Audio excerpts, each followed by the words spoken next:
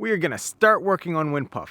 Now, it's winter and fiberglass needs to be in a warmer environment to set up, which means that all of our hopes and desires to start working right now are thwarted by the cold weather.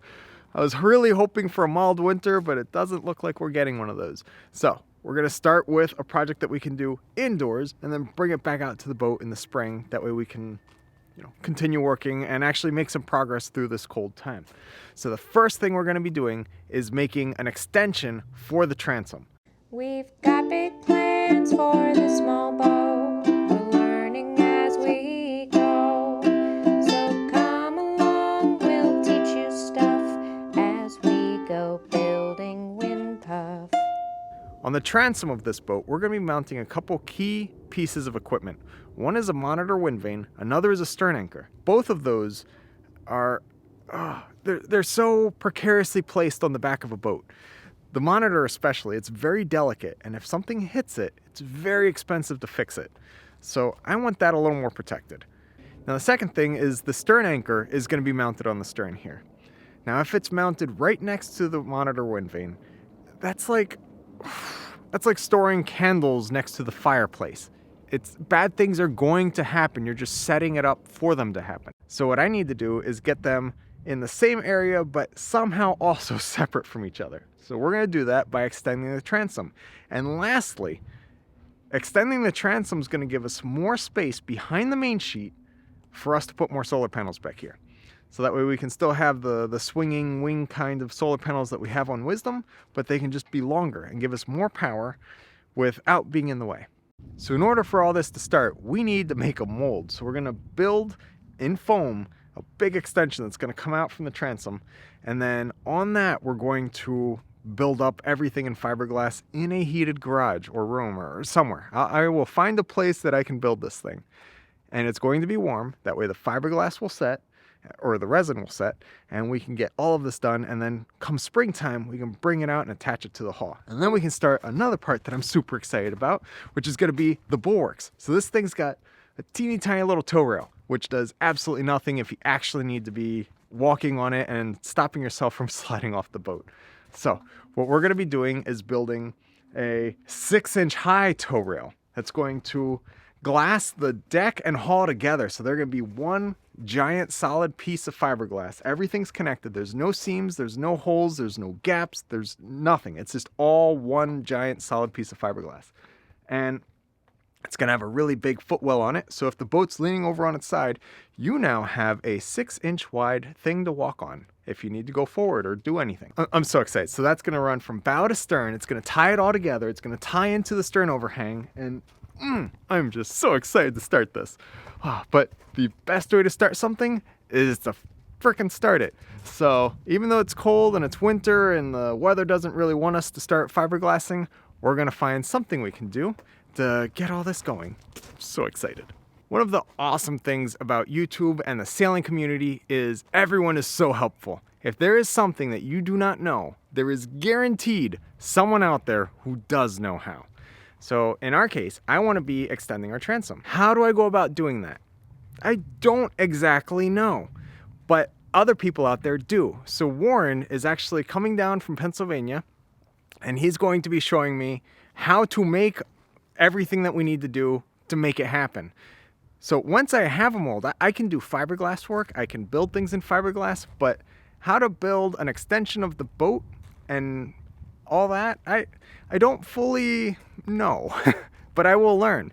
And that's the cool part, is all of this stuff you can learn. It just takes time and effort to learn it. He sent some drawings over, which kind of put a damper on all of my excitement of how far out we can make this extension and how much more solar panel real estate we could have because of the design of the boat. There's just only so far that you can go before it just vanishes. There's no more boat sticking out. So we're going to be building this in battens and then setting it from there. So it's really awesome because the plan that I had to make this, he said very nicely that it could work, but that there's a better way. And we are going to be doing it the better way. So we don't know what is centered yet, do Yeah. we? Well, yes, we do. No, we decided this corner, the center. that edge is actually the center. Yeah. So the center line of the 2x goes on the edge of that 2x Yeah. up there. Okay.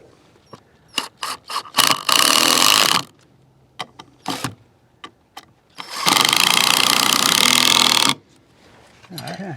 And the only question is this edge square? It wouldn't be because the boat's at an angle. All right, so this would be a rough guess. Oh, you mean... At being perpendicular. Oh, right. Well, sure. This is perpendicular, so we can measure again from here to that corner, here to that corner. 69.5. Okay. With 70, so that's pretty damn pretty close. Yeah, that's okay. good.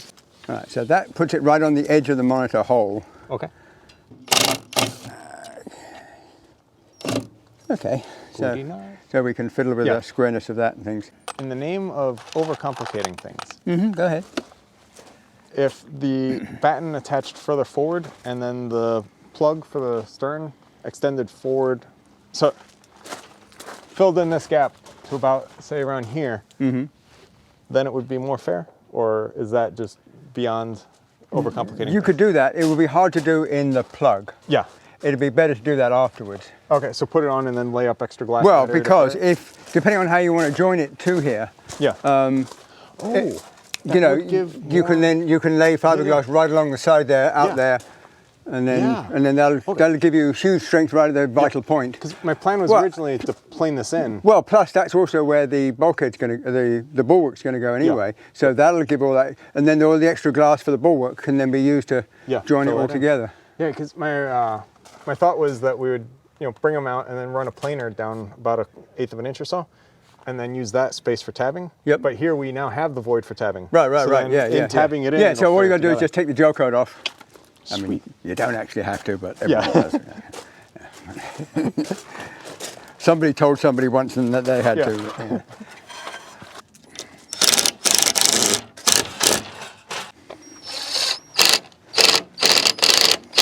How do we get those shapes to fit and measure it and everything? Yeah. Let's go the other way. Oh, so just go longitudinally. Yeah, so we longitudinally put one right against that central beam. Then we've got these to eyeball where to cut them. Yeah. Put the next one up, eyeball where to cut it, screw it on, work our way out, flip it around. I think that'll be a lot easier, won't it? I agree. And then these battens almost are not in the way until just we have to move one, Yeah. But maybe we just start here and just do it in small pieces. Yeah, and just go working our way in. And then when we get to where it's got to be long, then we can do it to there maybe. Yeah, absolutely. I think. Yeah, that sounds great. A little plus or minus, okay.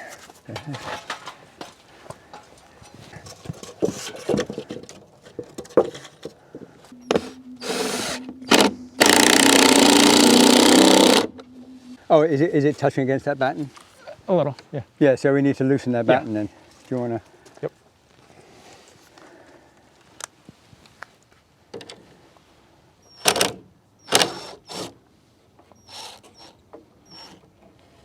How does that conform to the batten?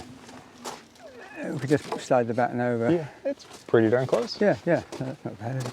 If we put the batten here, then it's perfect. Yeah. Yeah, I mean, I did cut a bit heavy, so. Yeah. Okay. It's better proud than shy. So I guess we do another one exactly the same. Yeah. But without the 2x4 thickness on top. Isn't that what that is? Shoot. Yeah, I think so. Oh, wow. That's what they. Yes, it is. That's one of those. They made it for carpenters. Yeah. Yes, indeed. Because carpenters aren't the brightest sparks in the world. Okay. You know all the tricks with the carpenter's pencil? No, I do not. It's a 1/2 inch wide, 1/4 inch thick. Oh, okay. It's got all these measurements on it.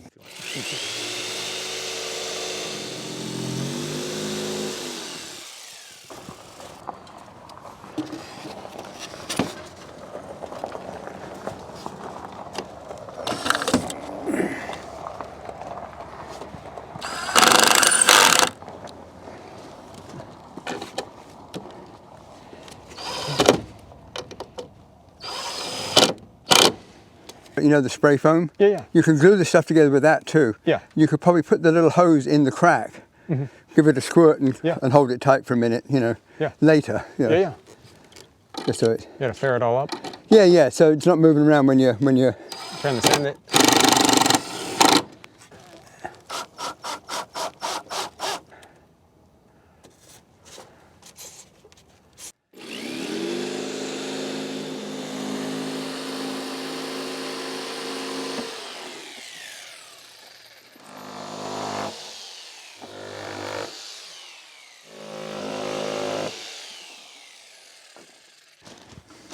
Oh man, this is tricky. Yeah. You just go through it. Do you have a trick to it? Yeah.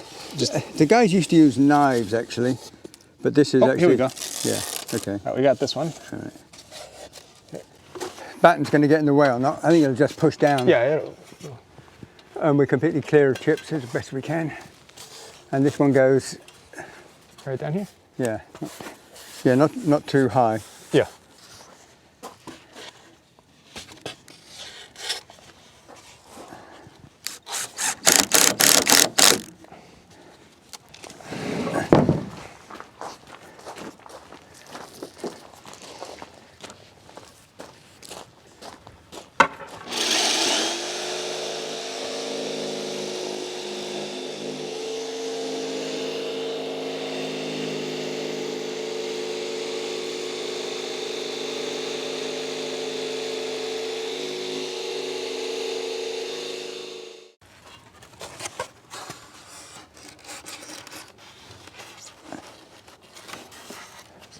You're on the line on that side roughly?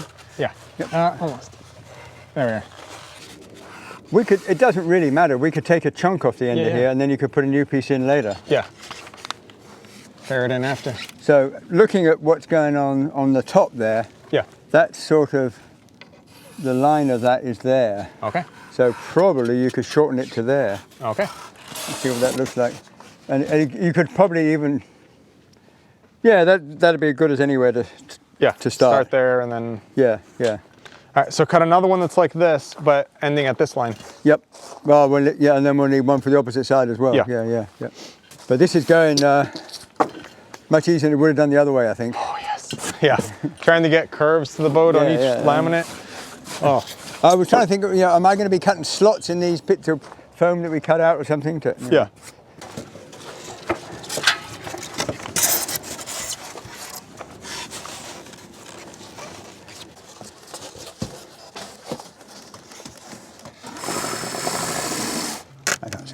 So you put it really tight. Okay.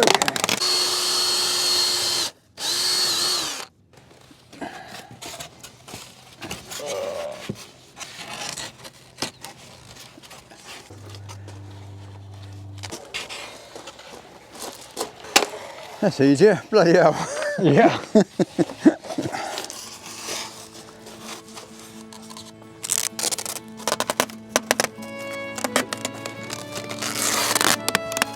If you include the batten. Right, let's just get it tight first. Okay. Yeah. Just so put it really, really tight.